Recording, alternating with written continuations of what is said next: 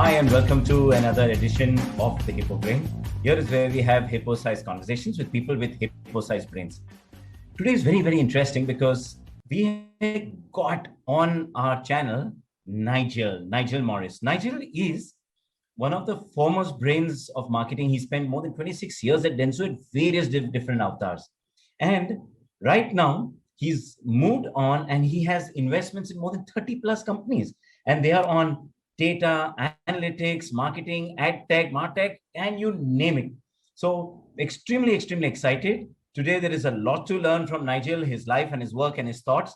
And I don't think anybody who's spent 26 plus years on the edge of advertising, marketing, and tech, I think it's just beautiful. And I think I'm really looking forward to this conversation with Nigel. Hi, Nigel, and welcome to our show. Hi, Jamie. Very nice to be with you. Very nice. And I'm very much looking forward to chatting with you. Nigel, to get us started. And hello, Rajesh. Yes, hi. Essentially, one of the themes that you love talking about is basically change, and we're going to dig into that. And one of the ideas that you have about change is about the compass and the radar. Tell us about that. Yeah, sure. I actually think change is one of the factors that really dominates business. And one of the things that we really have to think about is that change is a continuum. Right? The world is always changing, businesses are always changing, but then you do get really big moments of change. And how businesses can navigate through this changing world is critical. And there's been a theme certainly over my whole career. And when I've thought about this and thought about it deeply, one of the ways that I try and explain to people, the ways in which I put strategy together, is always to think that what a business really needs is a compass and a radar. And the compass actually really sets out where you're going. What is your purpose? Why are you doing things? Why are you in business?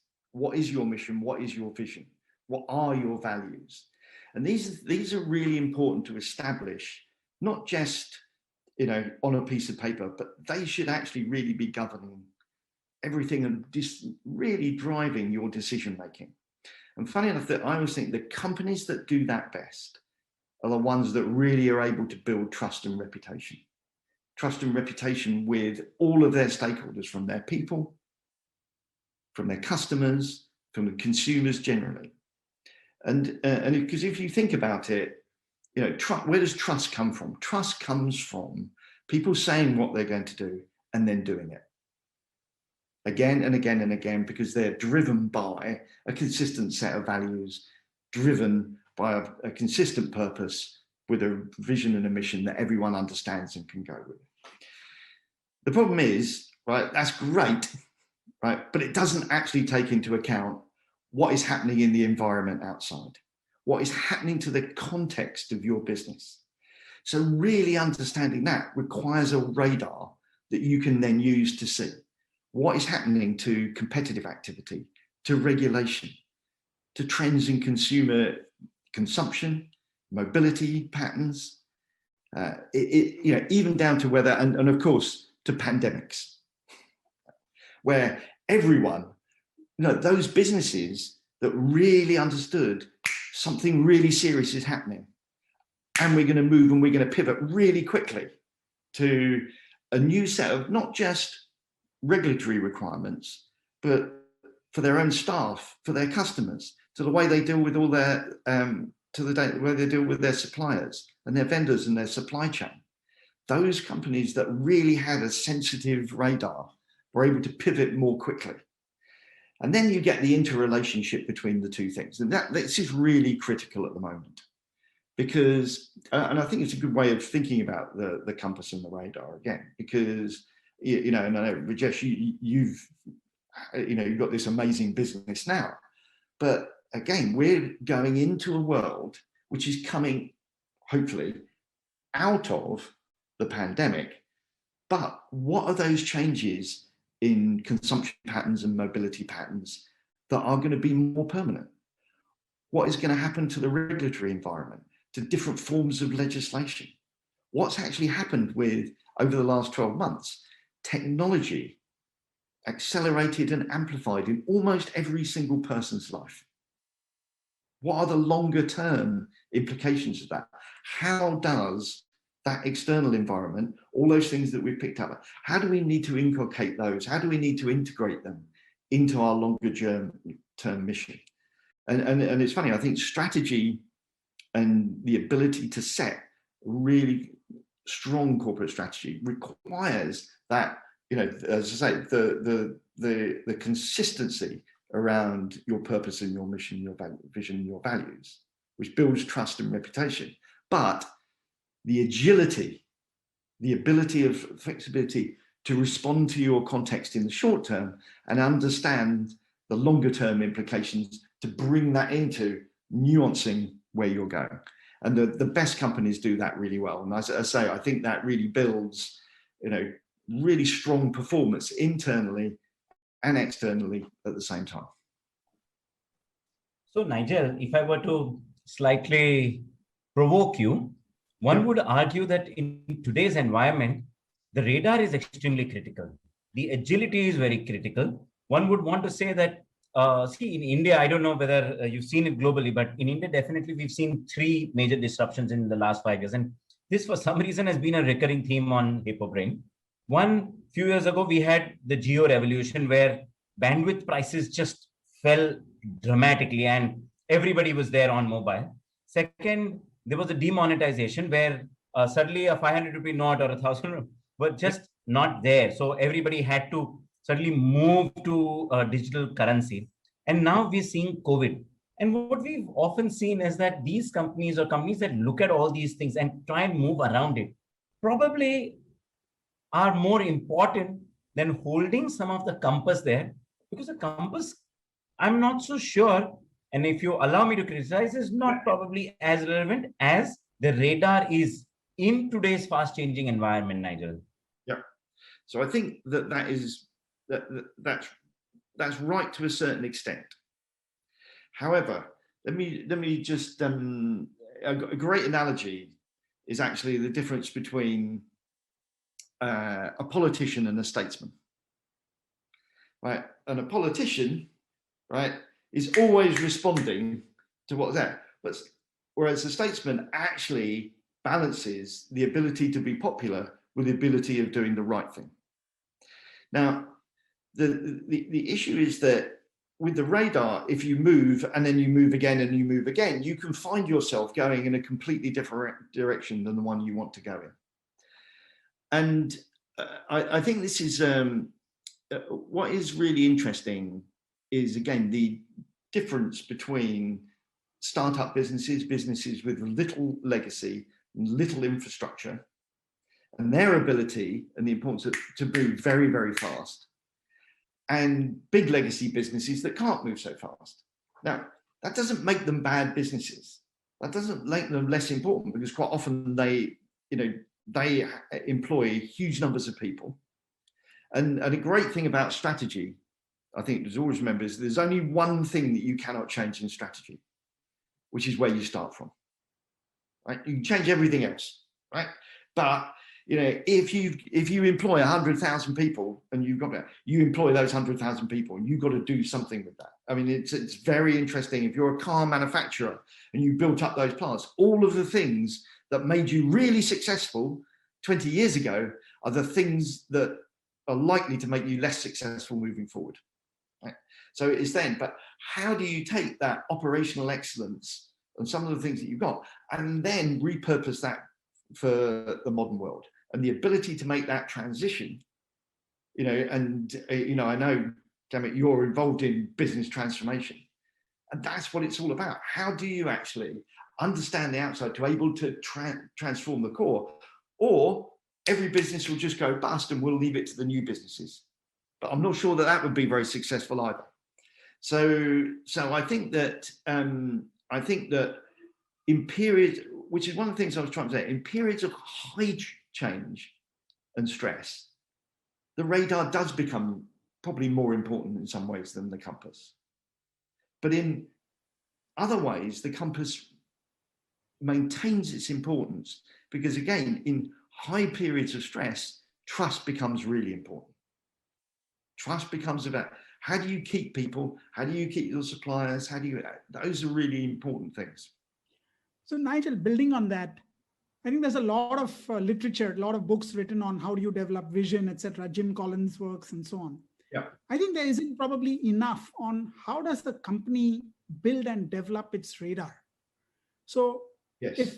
So how do I, as a CEO of a company, how do I ensure that I'm balancing the two? How do I start building those sort of sensors into the real world, early warning systems, as it were, for change? How do I know that this is not just a fad, a passing fad versus something which is longer lasting, which I've got to take into account in my future planning? Interestingly, I actually wrote something for Forbes in 2014, I think, 2013 or 2014. And it was entitled, If You're Not a Startup, You're a Turnaround. And which was that whole thing that we really were coming out of the financial crisis, the acceleration that happened then, and you mentioned around mobile and social, other forms, big forms of technology. The big legacy businesses, they really had to immediately think about themselves being a turnaround.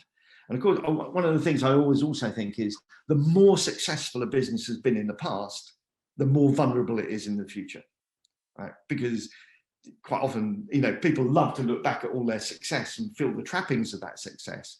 And then actually to that point around there, they lose that outward looking view. If I was answering your core question, and sorry, in that article, I actually referred to media and data as becoming the sensor of the organization. Now, if I was describing it, which I used to a lot, in fact, you talked about Jim Collins. My favorite business writer is Charles Handy, and The Age of Unreason actually first introduced me into this concept. And this is a book from the 1980s, right?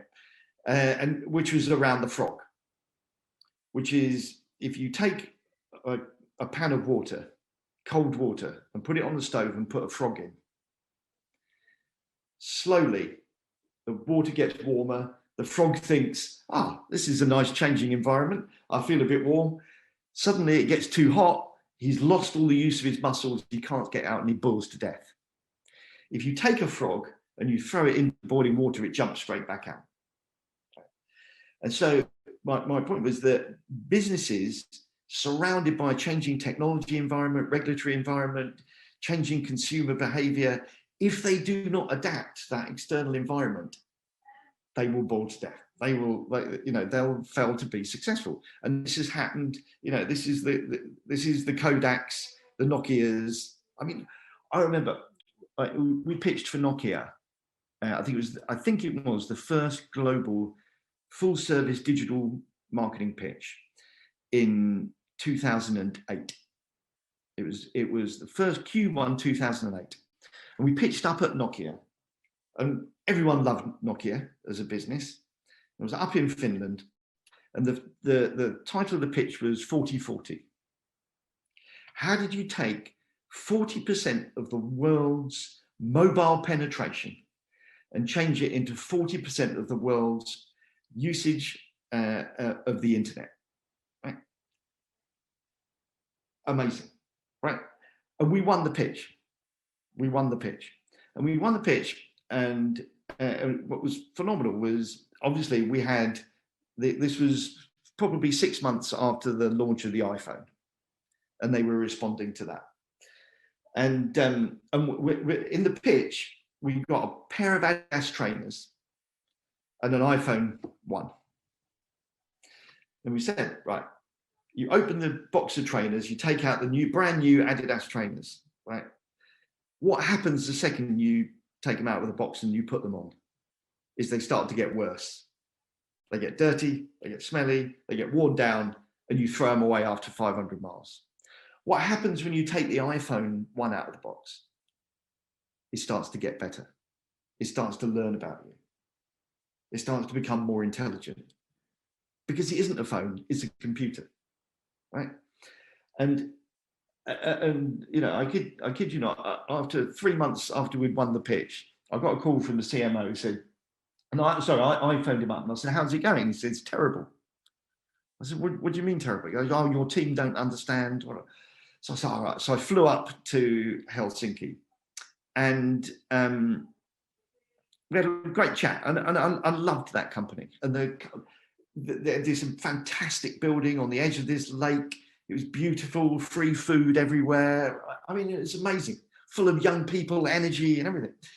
So anyway, he was telling me about all of the you know, all right, you didn't hit this and you didn't have that. I was getting, but I talked to my team, and all of the things that make us win the pitch, social competence, right?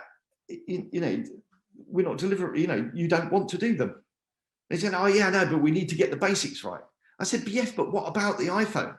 He said, oh, don't forget about the iPhone. Forget about the iPhone. It's a shit phone. But it isn't a phone. It's a computer.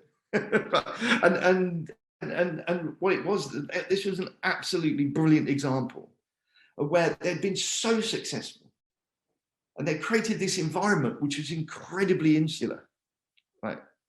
And you know, so anyway, and the rest is history. And it was amazing. I mean, it literally didn't. It took 5 years for that business to literally fall off a cliff, because it just didn't respond to what was happening externally. So I agree and disagree, if you see what I mean. But and I think, and funny enough, in the pitch, one of the things we did say was, this is really important, because Nokia is in the position to be, you know, a top 10 company in the world, and the only company in Europe that can challenge Silicon Valley.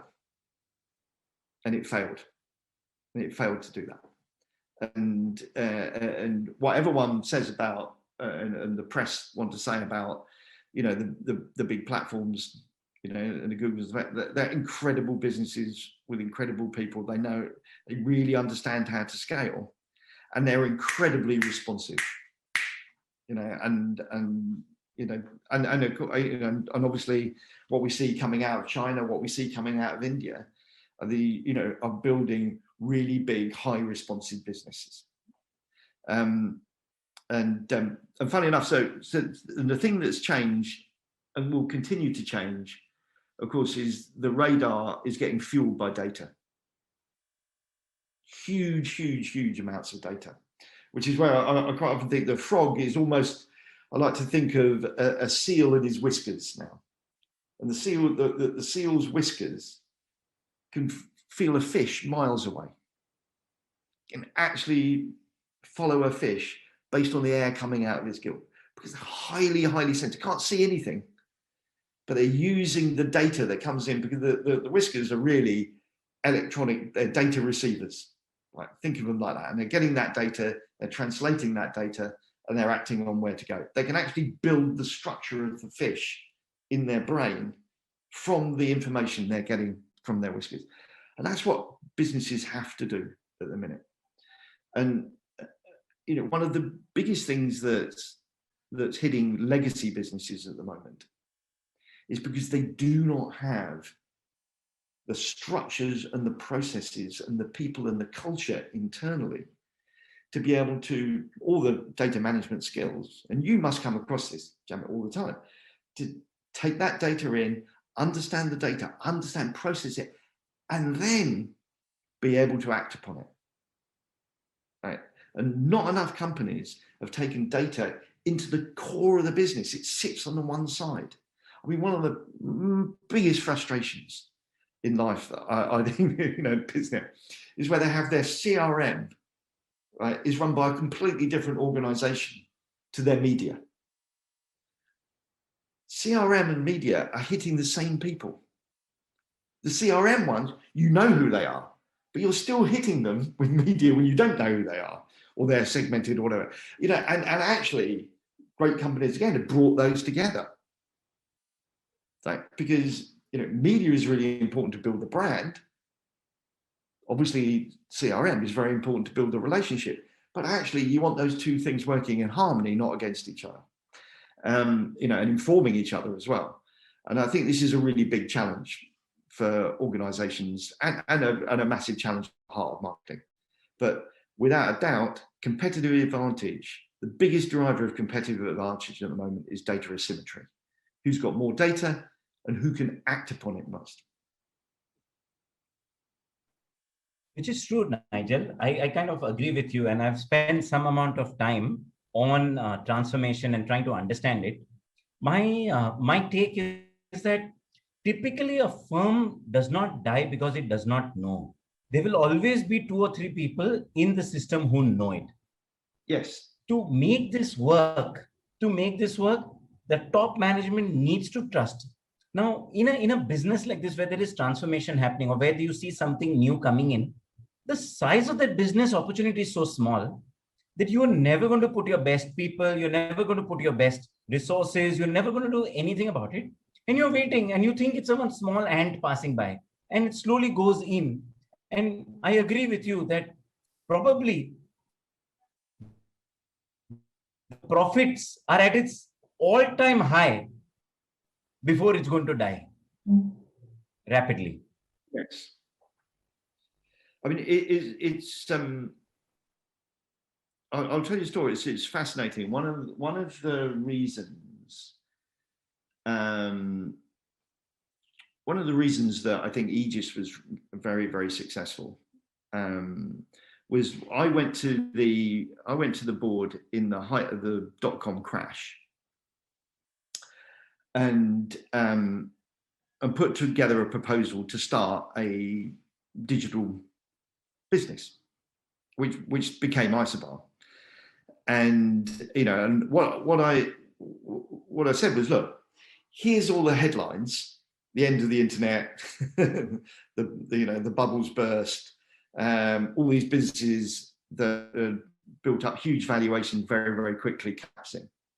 If you actually look at the underlying data is that every single day, every single week, every single month, more people are adopting the internet and using it more. So the consumer data was doing all that.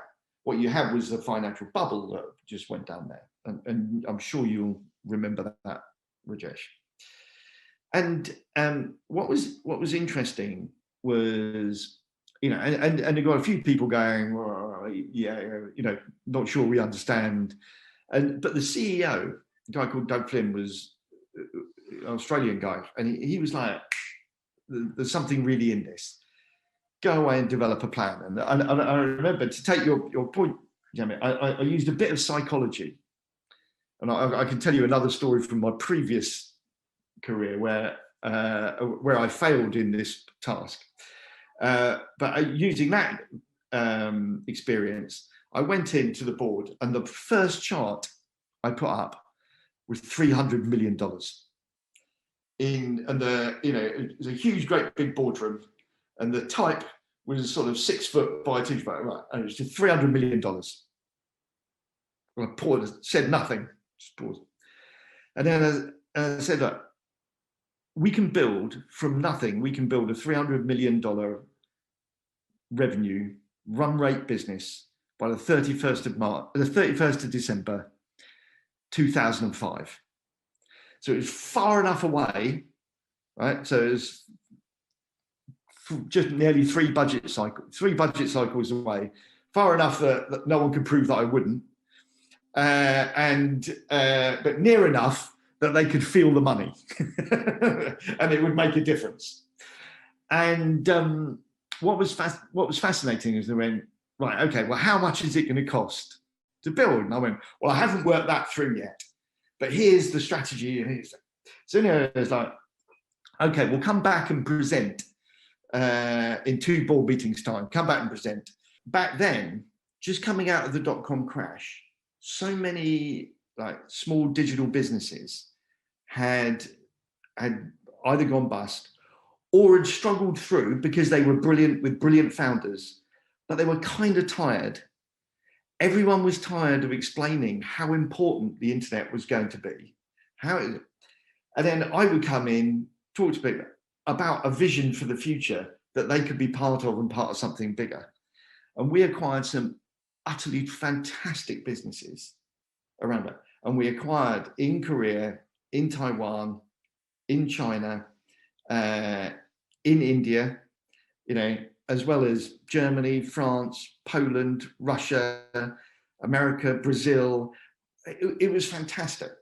And we built this business together. We did deliver 300 million of run rate. We went from being the smallest digitally of the holding groups to we had 30% of our revenue was digital within 3 years. We then became the highest rated stock. And what was also really important was we had something, we had actually built the first global digital business.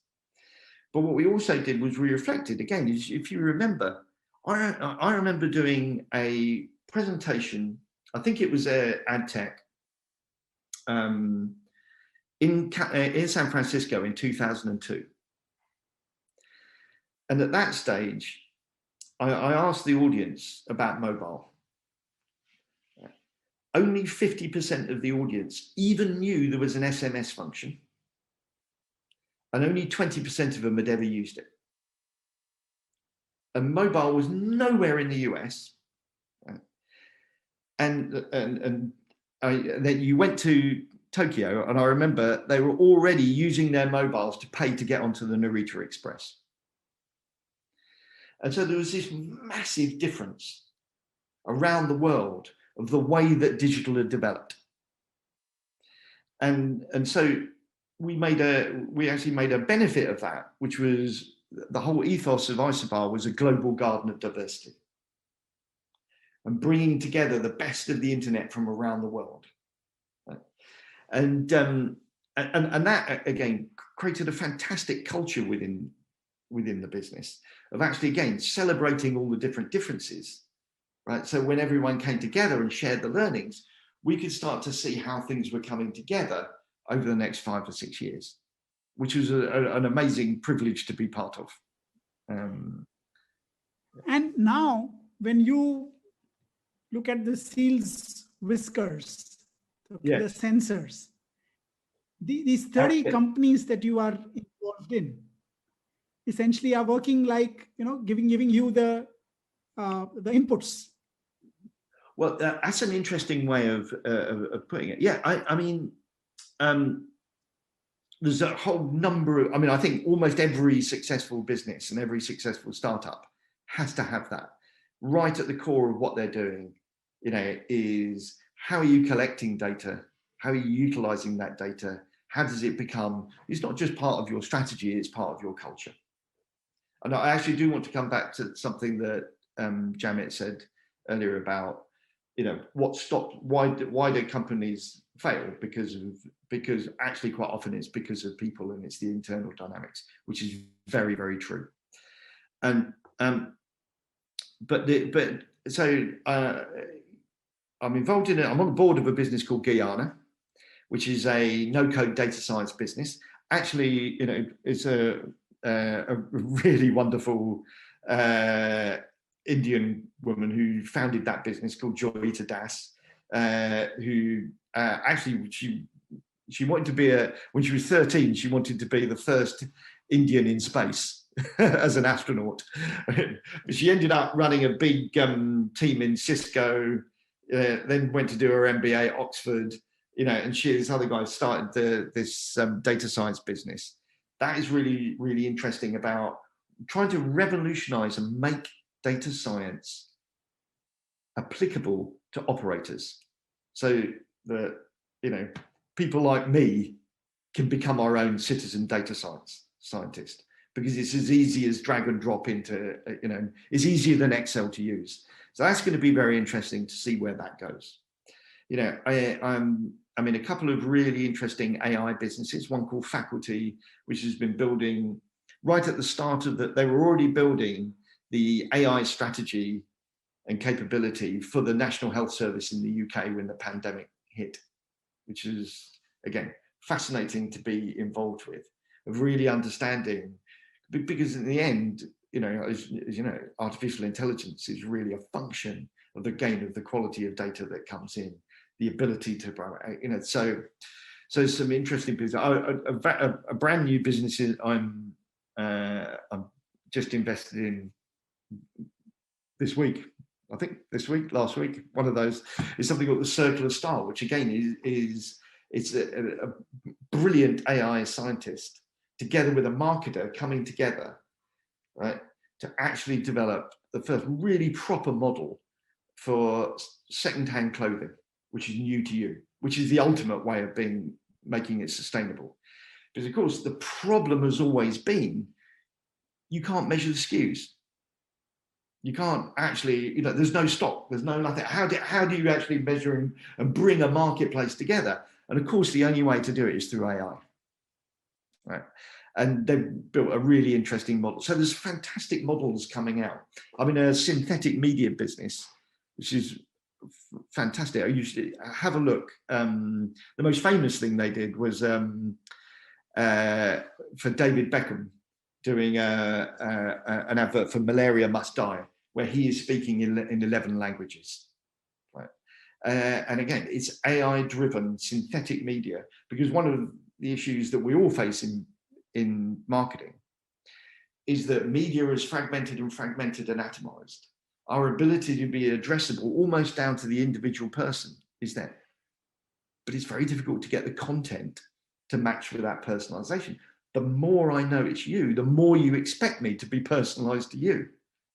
Right? So, and I think this is one of the big challenges that we'll come to. I mean, I'm very heavily involved in a business called Traction, which we built a digital marketing talent cloud on top of an expert system, right? Which again, and everything is about how we funnel the data in to optimize for the actual performance of the campaigns, as well as, right, actually helping optimize for the talent as well, which is, and actually help the talent on the platform get better and better and better. And funny enough, actually another investment I've made is actually in India, which is a company called Profit Wheel, for someone I'm sure that you know well, and I think has been on this program, which is Vivek Bhagava. And Vivek, I very first met Vivek at AdTech in San Francisco, funny enough, in 2004, 2005. And Vivek, being Vivek, has persuaded me to be part of Profit Wheel. But we were chatting the other day about, again, how we can take, the really genius thinking behind Profit Wheel, align it into that digital marketing, how that could do that. And these are the really fascinating things in this new economy, is, so many of the barriers have gone. The ability to take ideas and actually bring companies together around an idea, make them work across companies. The opportunities are almost limitless because things are changing so fast. So I think, I think there's, and again, that's before we even get into what may or may not happen with blockchain, and it's NFTs at the moment, it was crypto last week, it'll be sort of, but what is true is, it is change, but that's going to make organizations even more transparent, and it's going to make them even more data driven, I think, which is going to be, again, exciting. Shall I go back to Jamit and your question, or what you said about organizations and organizations going down, because it's not that they don't know what's happening outside, but they don't do anything about it. And kind of that's what I was talking about when I said that that almost the most dangerous thing for a business is their previous success. And the more successful they are, the more that they put themselves at risk by being able to change in the future, because why change when everything has been so successful? And unfortunately, there are a lot of legacy businesses that have done that. And I think it is still partly sometimes that they don't pick up or understand the real meaning of what's happening. I think people are quite good at understanding that, oh, right, well, that's happening. What are the implications of that? And what are the implications for your business? But the biggest issue around getting an organization to change is adoption. How do you get the whole organization to adopt a different way of working? And I remember when I started working with, I started doing some work with GM when I first went to the US. And it was, a year after I went to the US, and we just won the business. And I was talking to as a board member, who's incredibly knowledgeable about everything that was going on, had an amazing vision. And I sort of said to him, what is the biggest barrier to change? And is the biggest barrier to change, huge infrastructure they got in terms of plant? And he goes, that is a kind of barrier. He goes, but the biggest barrier is the frozen tundra. I said, what do you mean by the frozen tundra? And he went, middle management. He said, all the tens of thousands of people that are there who are really thinking about how can they survive the next 5 to 10 years without actually having to change too much. And I thought that was very interesting, and it's very observable, right? And there are way too many people, organizations. It's really dangerous when organizations become too internally focused. They don't get it. But when everything becomes too siloed, when everything becomes around, you get too many layers, and everything becomes about their internal career management, that's when the warning signals should be going. And I had there was an organization, I'll remain nameless, but I said, the problem here is I can see 100 people that can say no and no one that can say yes. I don't know if if that resonates, Jamit. Yes, it does. In fact, that's my everyday life. And I'm sorry, my video is not on to conserve bandwidth, but right. Yes, it is my everyday life. And like I explained, it's not always about not knowing. If people know all of it. In fact, in the last 5 minutes or 10 minutes, Nigel, you spoke about AI, you spoke about ML, you spoke about synthetic media. Everything exists, but the ability to take it and say, this is how I will impact my business in this meaningful way, with a way to say, I'm going to do it. It may be 1% of my business or 0.5%, but with a view like what he was talking about, that in 5 years, there is a $300 million business. I think that is something it's always difficult to push through here and there. Just trying to change track, Nigel. You've seen last 26 years, and you've seen lots of changes across across the globe. Which one? Okay, I'm not going to allow you to say mobility. Which one? Mobility, right? Okay. Which one besides mobility do you think has made the maximum change in people's lives, in consumers' life, and that the businesses have been forced to respond to? Wow. And I mean, I suppose when I say, I think it is peer-to-peer. It's the fact that information travels between people. Right? And if you actually think about it, I always used to draw the internet as a whole bunch of squiggles and dot, dot, dot, dot, dot, which is to actually go, there's a whole bunch of wires and wireless things and everything else. But actually what happened was that all of the information and all content was organized into channels at fixed points of time and place. Right? And then suddenly, actually, information and content flowed between networks of connection where the connection points for people. And the fact that that is released, right, that it is released, obviously, huge amounts of content and data that travels between people, but it has also created, I mean, it's had equal and opposite positive and negative effects. Right?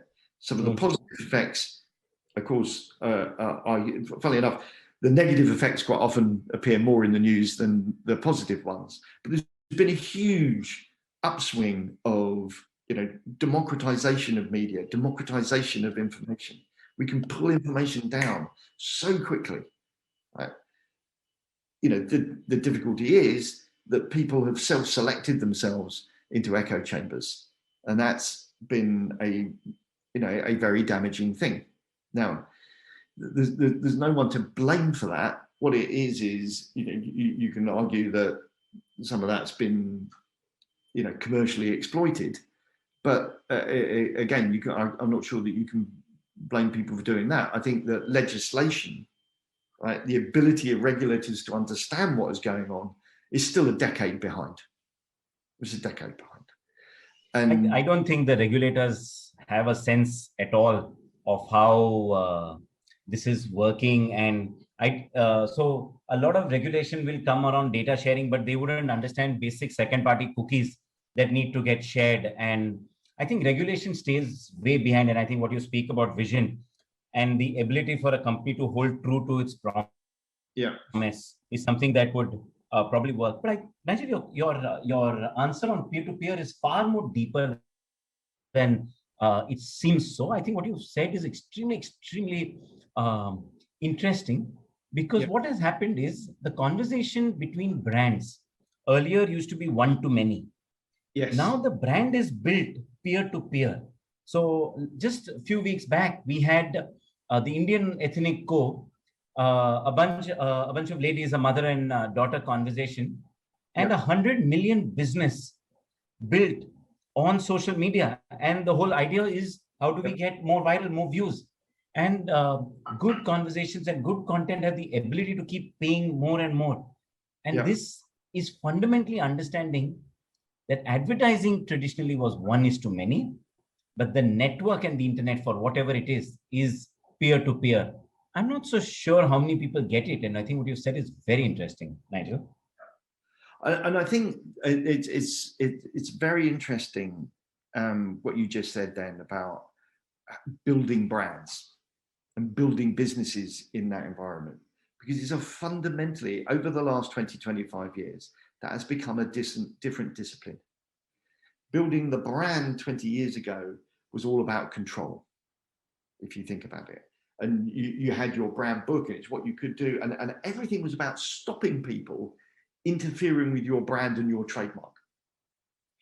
Whereas now, what you're really doing is co-creating your brand with consumers, with other stakeholders, with your people.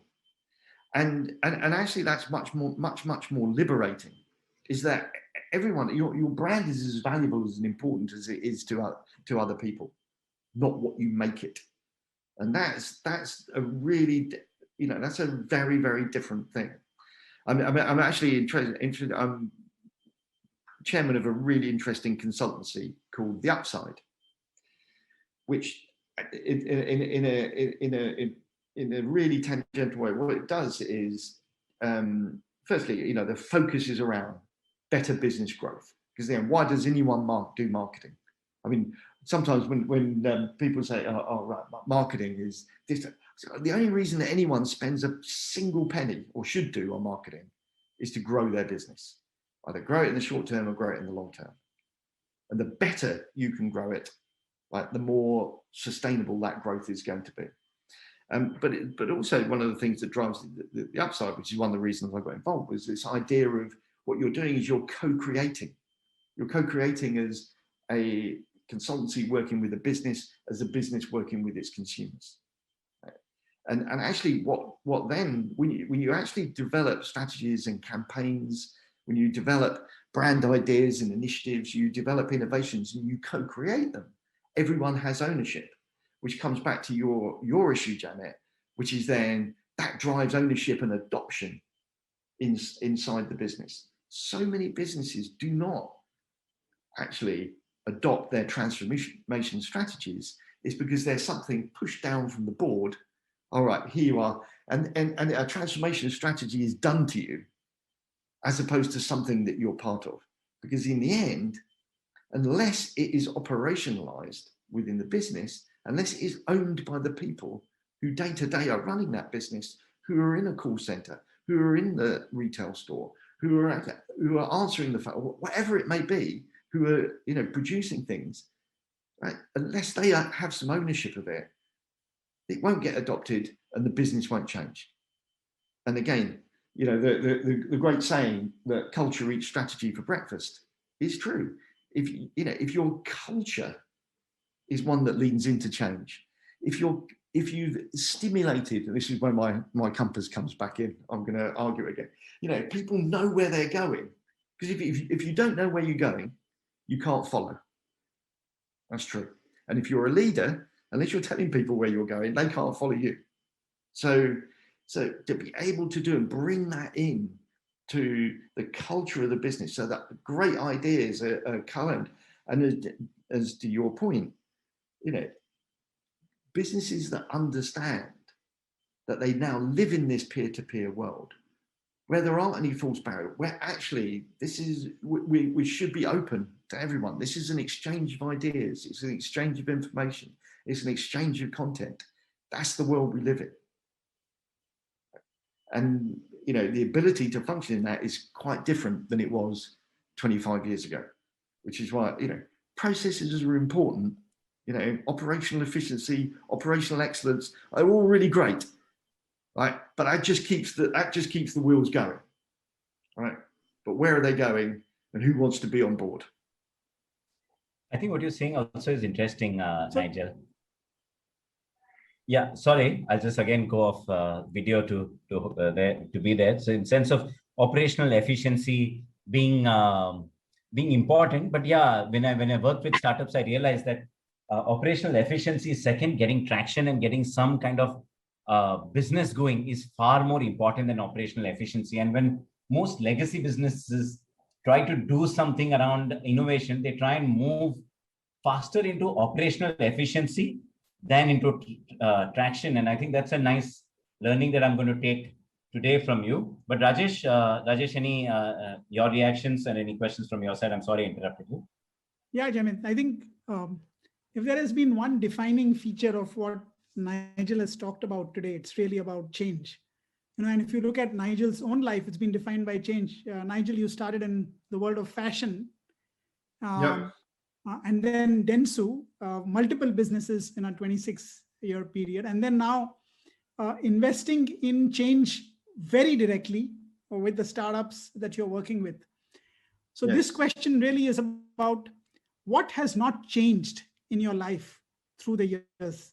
What's remained constant?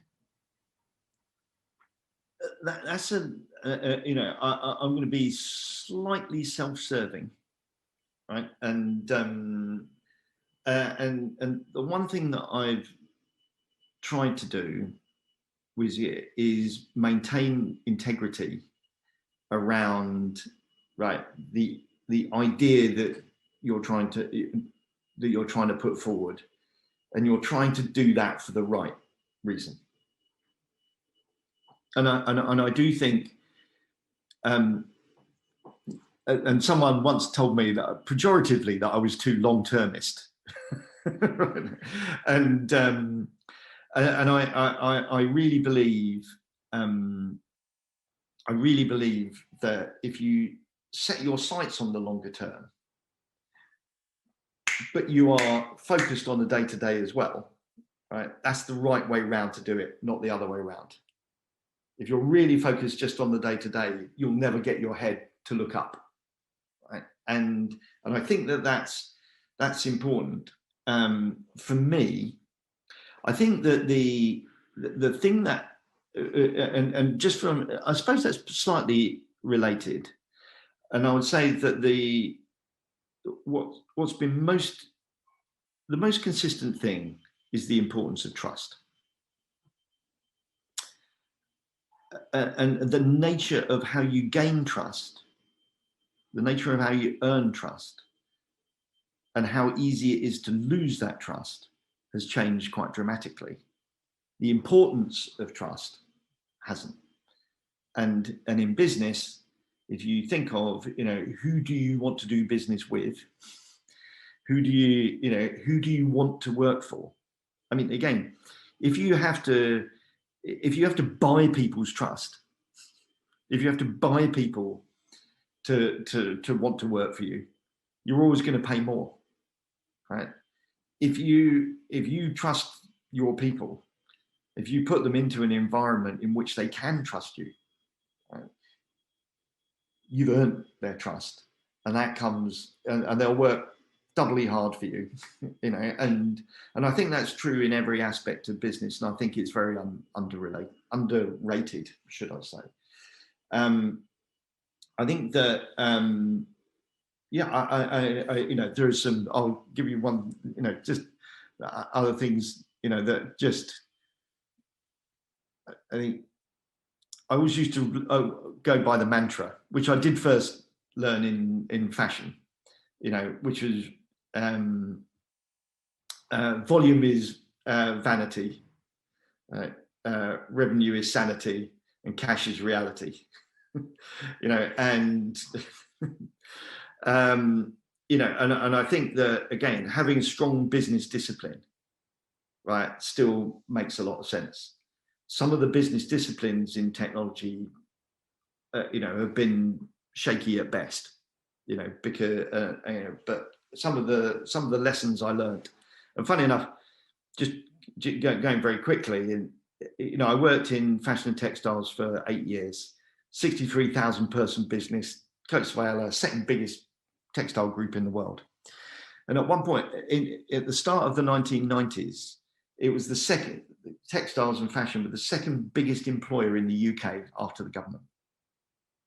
90% of all that employment had gone within 10 years because the industry was stuck really in a 19th century model of long run manufacturing, when the whole world was moving into quick response sourcing, modular manufacturing, computer aided design, computer aided manufacturing. And that's actually when I first got into technology. And to take your point, Janet, and this is where I'll probably empathize with you as well. Again, I got promoted 5 times in 17 months because I was vaguely the only person that knew anything about marketing. And I was talking about consumer behavior, and they go, "Oh, right, well, go and do this." And then they close it down and move me somewhere, and then they close it down and move me somewhere, and they close it down and do it. To take your point, Janet, they were listening, but they weren't understanding, right? And they True that. They could keep hitting the same hammer, just hit it harder, and it would change. And of course that, and then what was fascinating, just stumbling serendipitously into media, as you said, right at that point in 1992, and a year later, really, it was when things were really starting to get onto the radar about the internet. Because I was interested in what had happened to technology there, I really saw the application for it in marketing. But the whole industry was focused on the easily understandable changes, and those were the ones that were happening in television. Satellite television, cable television, multi-channel, that's where all the real action is. But all that was evolution, whereas the internet was revolution. And it wasn't just another media that you put on the end. This actually would supplant all media. And there were some people that understood that and some people that didn't. And I think that's a real lesson from back then. And I do think that another issue that is important is diversity of thinking. And when you put teams together, diversity is important in all forms, right? Including experience. Right? And one of the things that was fascinating was, again, in media, I didn't really know anything about media, not from a technical perspective at the time. But that helped me hugely to see it from a different perspective without any of the baggage of legacy. Right? And I think that, again, is really important at the moment for all organizations, should be embracing people, who think differently. True, Nigel. I think we've come to a close of our scheduled 1 hour, but I think it's I've learned quite a bit. In fact, your experience shows, and it quite clearly is, we're able to understand how it has transformed the way we look at companies, the way we need to build companies for the next 50 to 100 years.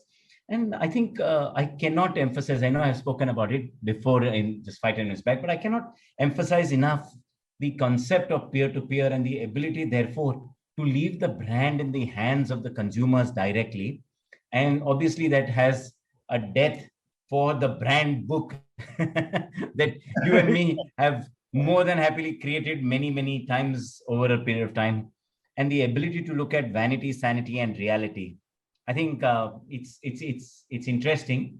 Change is going to happen. Change will happen more number of times than we accept it. As long as we accept that change is going to happen and consistently try and organizations need to put their best people on the job. I don't think so much about investment as it's about talent and culture and the ability for somebody to say, this is what I'm going to back. I don't think 95% of the time, most of the innovation is not expensive. It is a mindset issue more than an expense or a CapEx or an OpEx issue, is where I come from. And I think what you're saying is right. And you have seen change again and again, and you're betting on change. And I really respect that. Rajesh, any last comments from your side? So, just to build on that point, I quite often say the highest form of engagement a consumer makes with a brand is when they put their hand in their pocket and they actually purchase something. And I always say, the highest form of engagement that I have with a business is when, okay, I'll put my own money in it.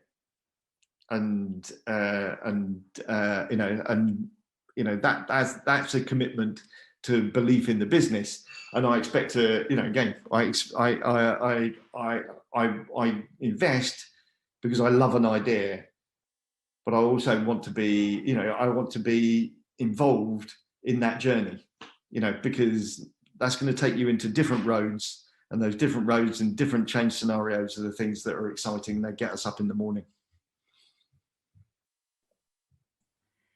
Yeah, I think it's been a fascinating conversation, Nigel. And for me, I think the biggest takeaway is really how can big businesses, existing businesses, respond to change. And I think the theory that you talked about, the ideas that you talked about the compass and the radar, and also what really prevents businesses, you see it happening around you, but then you're frozen. Okay, that's really. Change is happening, but you don't know what to do. It's either your middle management or whatever it is, which prevents that from happening. Yeah. And I think, which of course creates the opportunity for disruption and startups to come in. And that's really been the game forever. That's right. And it's just whenever you get big structural changes, which we've had in technology over the last 20, 25 years, which have now been accelerated, and we've got another structural change post-pandemic. I mean, again, I haven't really talked about recessions, of course, always accelerate and amplify change. And now we've got an accelerated change coming through both, a recession and a pandemic. And so we're going to see huge change in the next 3 to 5 years. Wow. That's amazing, Nigel, and that's the most beautiful thing I can think of. It just sounds quite morose at start. It's a pandemic and a recession, but when you look at it as an opportunity and an ability for humans to change their behavior and businesses to change their culture to respond to all of it. Thank you for being an amazing hippo brain, Nigel. Thank you, Rajesh. And I think this one is going to go down for a long time to come. Thank you, listeners, for being with us, and do subscribe and click on the bell icon for many, many more such hippo brains in the future. Thank you.